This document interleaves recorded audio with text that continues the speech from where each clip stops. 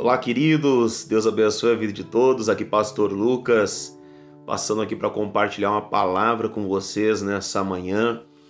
E eu quero meditar rapidamente numa palavra que se encontra em Atos dos Apóstolos, capítulo 16, verso 31.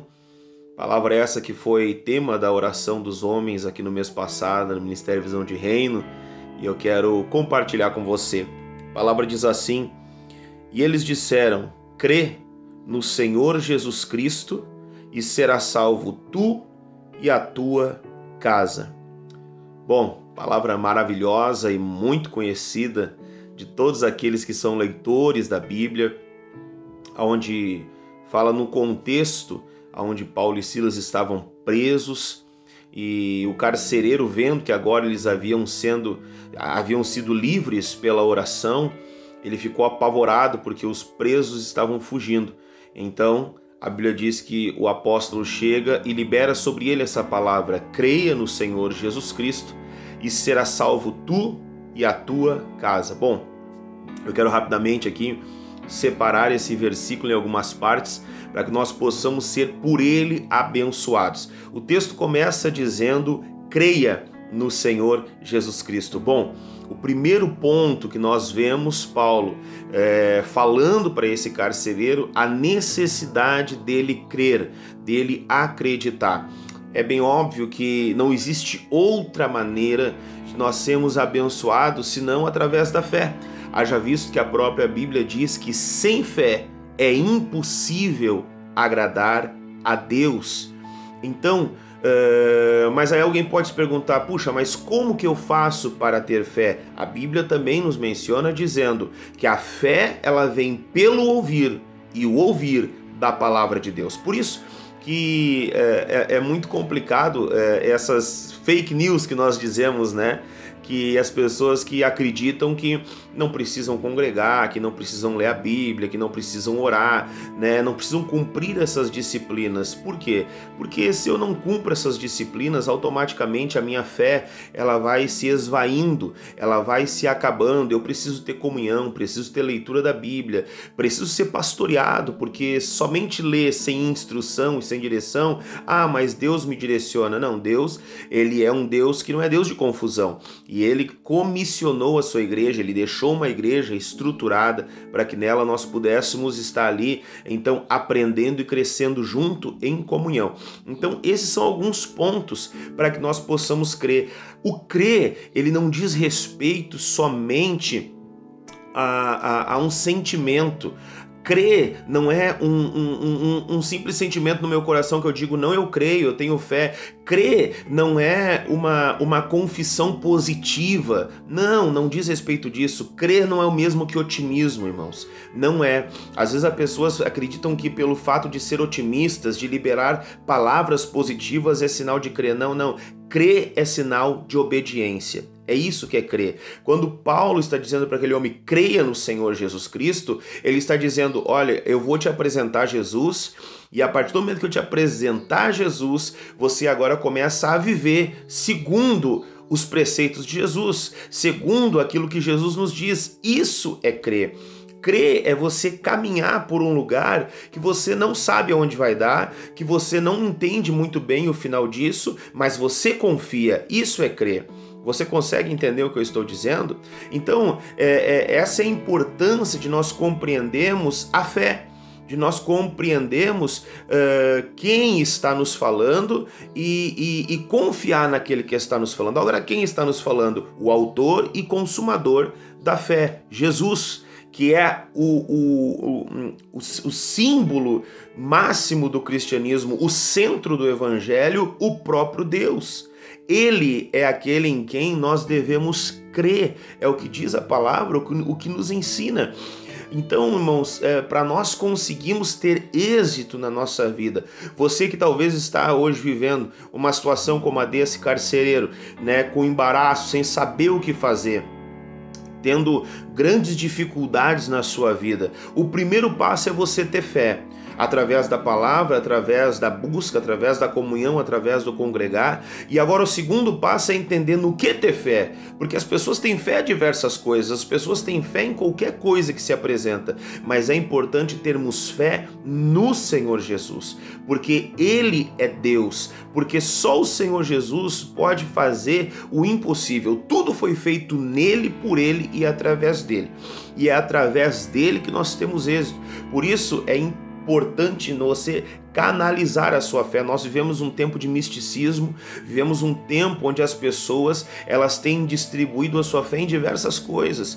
Nós temos vivido um tempo onde o evangelho se tornou místico, as pessoas achando que Jesus já não é mais autossuficiente, e às vezes até mesmo líderes religiosos, por entender que o ser humano por si só, ele precisa de coisas palpáveis, eles oferecem amuletos, coisas, sabe, ligadas a Jesus, mas que não são Jesus. E a Bíblia nos ensina que somente nele é que nós encontramos salvação. Ele disse: eu sou o caminho, a verdade e a vida, e ninguém vem ao Pai a não ser por mim. Então Jesus é o nosso alvo. Você precisa se agarrar em Jesus. Agora, como que eu me agarro em alguém que eu não vejo? Através da sua palavra. A palavra de Deus vem dizendo que Ele é o verbo. Então, meus irmãos, apesar de nós não enxergarmos Ele, nós sentimos Ele, nós falamos com Ele, nós ouvimos Ele e nós conhecemos Ele através da sua palavra, dos seus ensinamentos e da sua presença gloriosa que vem sobre nós, sobre todos aqueles que o amam. Quer conhecer Jesus? Então comece a amar Jesus. Como que eu amo Jesus? Obedecendo a sua palavra. Ele mesmo disse: aquele que ouve as minhas palavras e as obedece, esse é o que me ama. Esse é o que me ama. E aquele que me ama, eu também o amarei. E a Bíblia diz o quê? E me manifestarei a ele. Oh, glória! Então, se você quer conhecer Jesus, se você quer que Jesus se manifeste para você, comece a caminhar aquilo da forma que ele tem dito para você caminhar. O texto segue e ele diz: crê no Senhor Jesus Cristo e será salvo. Será salvo. Sabe, tem uma coisa que tem me inquietado nos últimos dias, é que nós temos nos esquecido do princípio básico do Evangelho, do grande alvo, do grande foco, do grande motivo de nós nos encontrarmos com Jesus e nós temos recebido Ele como único e suficiente Salvador. Ora, para que receber um Salvador se não for para salvação? É óbvio que Jesus ele tem bênçãos para nos alcançar. É óbvio que Jesus, como um pai bondoso, ele estende a sua mão, e a Bíblia é clara em dizer que aquele que ouve e obedece come do melhor desta terra.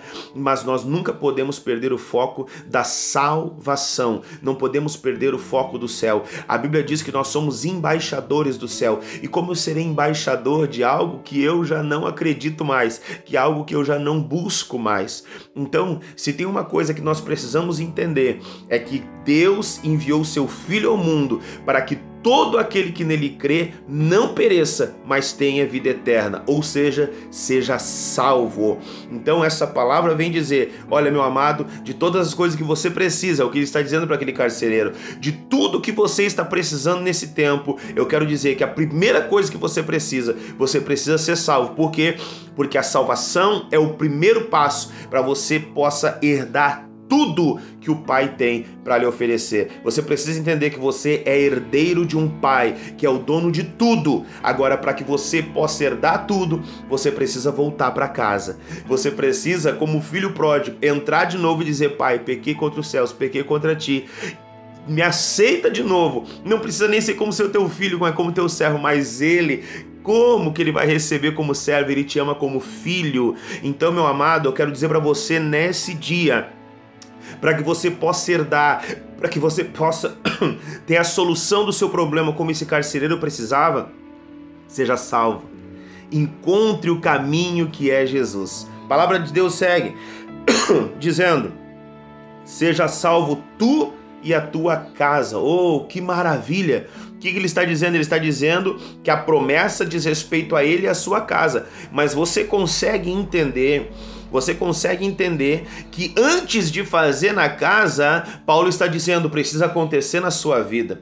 Às vezes nós queremos que Deus alcance os que estão ao nosso redor, às vezes nós queremos que Deus faça grandes obras em coisas que estão ao nosso redor, queremos que Deus ele realize grandes prodígios, grandes maravilhas em tantas coisas, como no nosso meio profissional, no nosso meio ministerial, na nossa família, na nossa casa. E Deus está dizendo através da vida do apóstolo Paulo, ele está dizendo o seguinte: eu nunca vou conseguir fazer ao seu redor sem antes fazer em você.